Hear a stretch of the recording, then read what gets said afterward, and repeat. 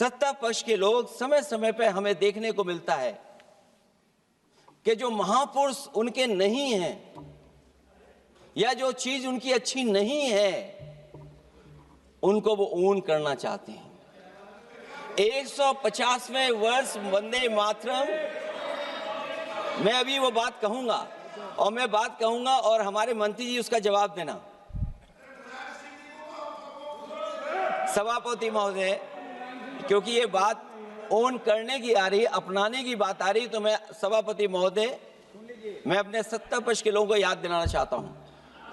सत्ता पक्ष के लोगों की जो पार्टी आज है, भारतीय जनता पार्टी, जिस समय गठन हो रहा था, हमारे मुंबई और महाराष्ट्र के लोग जानते होंगे कि जिस समय गठन की चर्चा थी, उस समय आपके जो अध्यक्ष चुने गए थे, उनको जो भाषण देना है उस पर भी बहस चल रही थी। और बहस इस बात की थी कि भारतीय जनता पार्टी सेकुलर रास्ते पे जाएगी, सोशलिस्ट रास्ते पे जाएगी कि नहीं जाएगी। तमाम विरोध के बाद भी उस समय के उनके राष्ट्रीय अध्यक्ष जो चुने गए थे, उन्होंने वही रास्ता अपनाया अपने भाषण में। समाजवादी आंदोलन, समाजवादी विचारधारा और सेकुलर रास्ता अपनाया। और वही नहीं, जो उनका मंच था उसमें जयप्रकाश जी की तस्वीर लगा करके भी उन्होंने लोगों को ये भ्रम फैलाने की कोशिश की कि जेपी के रास्ते पर भारतीय जनता पार्टी चलेगी। बताएं माननीय मंत्री जी, आप कितने सेकुलर हैं आज, कितने सोशलिस्ट हैं आज? अभी गौरव गोगोई जी ने ठीक कहा, इंडिगो का हवाई जहाज उड़ नहीं रहे कि उड़ाए नहीं जा रहे हैं? उड़ाए नहीं जा रहे। और क्या बात कही गई थी कि गरीब भी उसमें चल सकेगा। इसलिए सभापति महोदय, मैं बात दूसरी तरफ नहीं ले जाना चाहता हूं। वंदे मातरम सिर्फ गाने के लिए नहीं है, निभाने के लिए भी होना चाहिए। सभापति महोदय, आज हम आकलन करें, पीछे मुड़ करके देखें कि हम इस वंदे मातरम को कितना निभा रहे हैं। जिस वंदे मातरम ने आजादी के आंदोलन में सबको जोड़ा, आज के दरारवादी लोग उसी से देश को तोड़ना चाहते हैं। ऐसे लोगों ने, सभापति महोदय,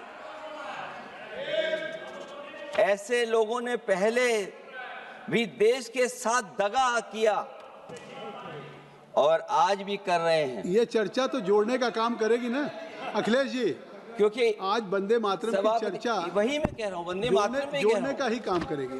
वंदे मातरम कोई दिखावा नहीं है, ना ही राजनीति का विषय है।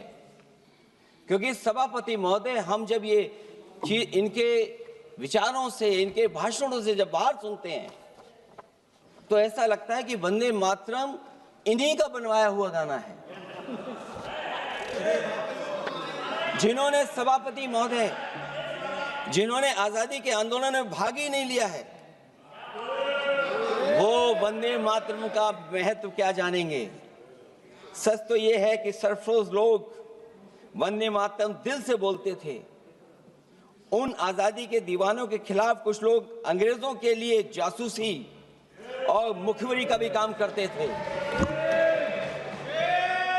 दरअसल ये राष्ट्रवादी नहीं बल्कि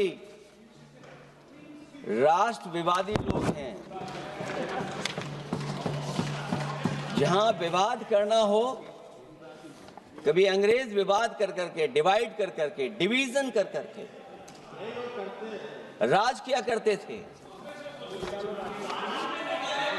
सभापति महोदय, आज भी वही रास्ता कुछ लोग अपना रहे हैं। वो डिवीजन का रास्ता अपना रहे हैं, डिवाइड का रास्ता अपना रहे हैं, दरारवादी रास्ता अपना रहे हैं। इनका इतिहास खंगाला जाए कि इन्होंने आजादी के पहले और आजादी के बाद वंदे मातरम क्यों नहीं गाया। ये सभापति महोदय, आज जब हम वंदे मातरम पे इतनी चर्चा कर रहे हैं, जिस भाव से हम लोग यहाँ बैठे हैं, कम से कम ये भी खगाला जाए इतिहास में कि वंदे मातरम कुछ लोगों ने कब गाया। उन मुखबरों से ये सवाल पूछा जाए कि स्वतंत्रता के बाद भी उन्होंने अपना गीत क्यों बनाया। उनकी एक रंगी सोच ने तिरंगा क्यों नहीं फहराया। वंदे मातरम सियासत के झूठे राष्ट्रवादियों के लिए नहीं है, गलत लोगों की गलत मंशा पूरा देश समझता है और केवल यही नहीं ओन करते हैं। कभी कभी भारत माता का जो चित्र है, जो पेंटिंग कभी बंगाल के महान लोगों ने बनाई थी,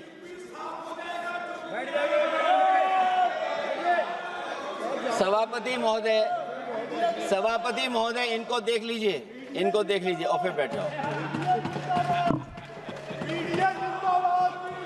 सभापति महोदय, राजभर जी आप बैठिए, आपके नेता बोल रहे हैं। सभापति महोदय, वंदे मातरम का भाव ये भी था कि कम्युनल पॉलिटिक्स नहीं चलेगी और कम से कम हमारे उत्तर प्रदेश के साथियों ने कम्युनल पॉलिटिक्स को अंत किया है वहां पर जहां से कभी इन्होंने शुरू की थी। और सभापति महोदय, वंदे मातरम एक भाव के रूप में हमारे अंदर बसा है, चाहे उसके शब्द न याद हो, चाहे अर्थ न मालूम हो, चाहे पूरा याद न हो, उस सच्चे भारतीय के अंदर देश प्रेम की भावना जगाने के लिए इसके दो शब्द ही काफी हैं। जो सच में देश की एकता और अखंडता चाहते हैं, जो भाईचारे को बुनियाद मानते हैं, उनके लिए दो शब्द भी पर्याप्त हैं जो इस वंदे मातरम से हमें मिलते हैं।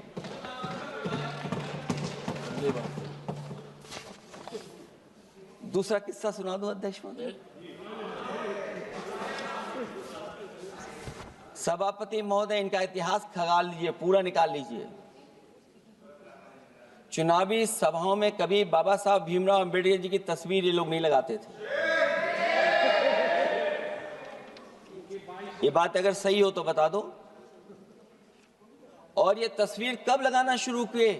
इनका एक सहयोगी साथी संगठन, जिस समय समाजवादी पार्टी और बहुजन समाज पार्टी ने मिलकर के इन्हें उत्तर प्रदेश में हरा दिया था, उसी दिन के बाद से बाबा साहब भीमराव अंबेडकर की प्रतिमा और तस्वीर लगाने लगे।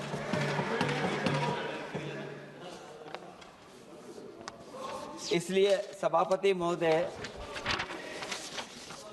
ये वंदे मातरम केवल गीत नहीं है, गीत के साथ साथ आज हमें ऊर्जा भी देता है। उस समय क्रांतिकारियों को ऊर्जा मिलती थी, एकजुटता का नारा था, हम साथ लेकर के चल रहे थे सबको, और देश के सभी लोगों ने जाति धर्म को भुला करके एक साथ मिलकर के वंदे मातरम के सहारे अंग्रेजों को भगाने का लगातार कोशिश की। और अंततः परिणाम ये हुआ कि जब देश जागा, वंदे मातरम के साथ साथ जय हिंद का नारा, इंकलाब जिंदाबाद का नारा लगा करके अंग्रेजों को इस देश से भगाने का काम किया। आज सभापति महोदय, जब हम चर्चा कर रहे हैं, हम कैसा देश बनाना चाहते थे और किस दिशा में हम लोग देश को ले जा रहे हैं। सभापति महोदय, मुझे अच्छा लगा कि प्रधानमंत्री जी ने वो बात याद दिलाई कि अंग्रेजों के जमाने में अगर बच्चे भी वंदे मातरम गा देते थे तो उन्हें देशद्रोही के कानून से जेल भेज दिया जाता था। आज जब हम आजाद हो गए हैं तो आज देखिए उत्तर प्रदेश में क्या हो रहा है कि जो प्राइमरी स्कूल है वो बंद किए जा रहे हैं। 26,000 से ज्यादा स्कूल बंद हो गए। और जब बच्चों को पढ़ाने के लिए हम लोगों ने जिम्मेदारी उठाई, पीढ़ी के समाज के लोगों ने जागरूक होकर के पढ़ाने की कोशिश की, तो कभी अंग्रेजों ने मुकदमा लगाया था बच्चों पर देशद्रोह का। आजादी के बाद भारतीय जनता पार्टी की सरकार ने वहां पर मुकदमे उन पे लगाए जो पढ़ने गए और जो पढ़ाने गए। तो इसलिए वंदे मातरम का भाव जो था, उसी भाव से जुड़ करके हम सब मिल करके इस देश को और मजबूत करें। यही हमारी भावना है, यही हमारी सदस्यों की भावना है। जब हम 150वें वर्ष में याद कर रहे हैं तो वहीं हम ये याद करें कि जिस भावना से वंदे मातरम को हम लोगों ने देश के सामने गा गा करके अंग्रेजों को भगा दिया, ये देश कैसे मजबूत हो, एकजुट कैसे हो, बिना भेदभाव के, और संविधान से कैसे चलें, क्योंकि ये संविधान से ही मिला हुआ हमें गीत है। इसलिए इस गीत के माध्यम से हम किसी पर टिप्पणी और किसी पर थोपने की कोशिश न करें और न किसी पे दबाव बनाने की कोशिश करें। आपका सभापति जी का बहुत बहुत धन्यवाद।